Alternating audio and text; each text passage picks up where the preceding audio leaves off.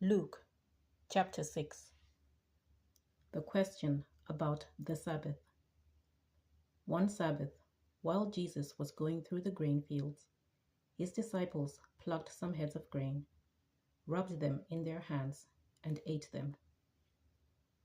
But some of the Pharisees said, "Why are you doing what is not lawful on the Sabbath?" Jesus answered, "Have you not read what David did when he and his companions were hungry? He entered the house of God and took and ate the bread of the presence, which it is not lawful for any but the priests to eat, and gave some to his companions.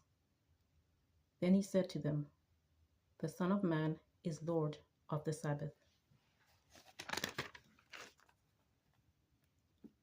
The man with a withered hand. On another Sabbath he entered the synagogue and taught, and there was a man there whose right hand was withered. The scribes and the Pharisees watched him to see whether he would cure on the Sabbath, so that they might find an accusation against him. Even though he knew what they were thinking, he said to the man who had the withered hand, "Come and stand here."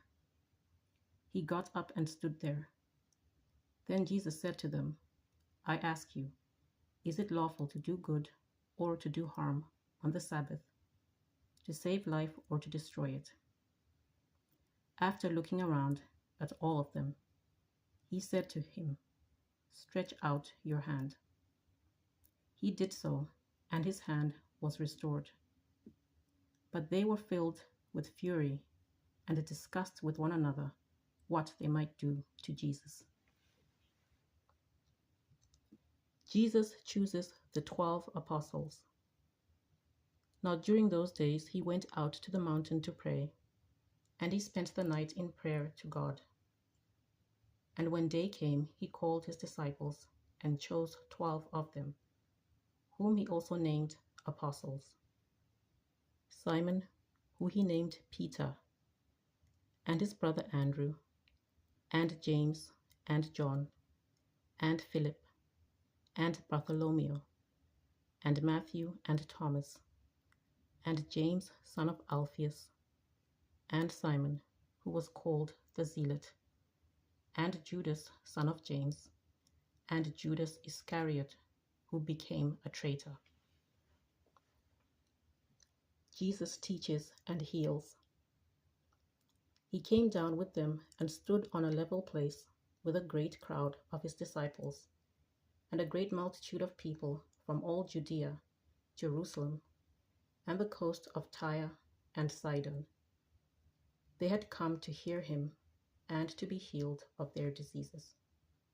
And those who were troubled with unclean spirits were cured. And all in the crowd were trying to touch him, for power came out from him and healed all of them.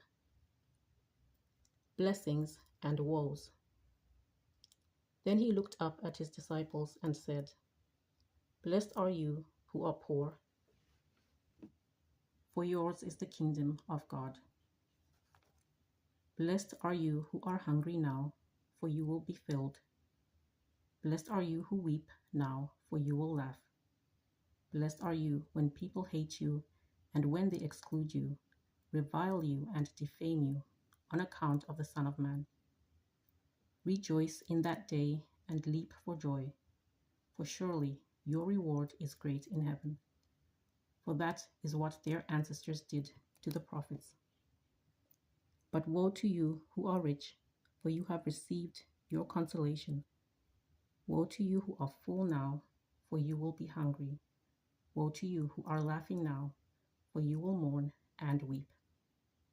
Woe to you when all speak well of you, for that is what their ancestors did to the false prophets. Love for enemies.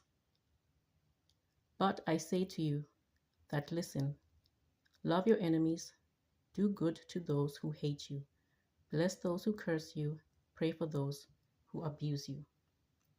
If anyone strikes you on the cheek, offer the other also. And from anyone who takes away your coat, do not withhold even your shirt. Give to everyone who begs from you, and if anyone takes away your goods, do not ask for them again. Do to others as you would have them do to you. If you love those who love you, what credit is that to you? For even sinners love those who love them. If you do good to those who do good to you, what credit is that to you? For even sinners do the same. If you lend to those from whom you hope to receive, what credit is that to you? Even sinners lend to sinners to receive as much gain. But love your enemies, do good, and lend, expect nothing in return. Your reward will be great, and you will be children of the Most High, for He is kind to the ungrateful and the wicked. Be merciful, just as your Father is merciful. Judging others. Do not judge, and you will not be judged.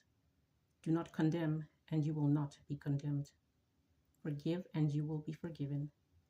Give, and it will be given to you. A good measure, pressed down, shaken together, running over, will be put into your lap. For the measure you give will be the measure you get back. He also told them a parable. Can a blind person guide a blind person? Will not both fall into a pit? A disciple is not above the teacher, but everyone who is fully qualified will be like the teacher. Why do you see the speck in your neighbor's eye, but do not notice the log in your own eye? Or how can you say to your neighbor, "Friend, let me take out the speck in your eye," when you yourself do not see the log in your own eye? You hypocrite, first take the log out of your own eye, and then you will see clearly to take the speck out of your neighbor's eye. A tree and its fruit. No good tree bears bad fruit, nor again does a bad tree bear good fruit. For each tree is known by its own fruit. Figs are not gathered from thorns, nor are grapes picked from a bramble bush. The good person out of the good treasure of the heart produces good, and the evil person out of evil treasure produces evil. For it is out of the abundance of the heart that the mouth speaks. The two foundations. Why do you call me Lord, Lord, and do not do what I tell you? I will show you what someone is like who comes to me, hears my words, and acts on them. That one is like a man building a house, who dug deeply and laid the foundation on rock. When a flood arose, the river burst against that house, but could not shake it, because it had been well built. But the one who hears and does not act is like a man who built a house on the ground without a foundation. When the river burst against it, immediately it fell, and great was the ruin of that house.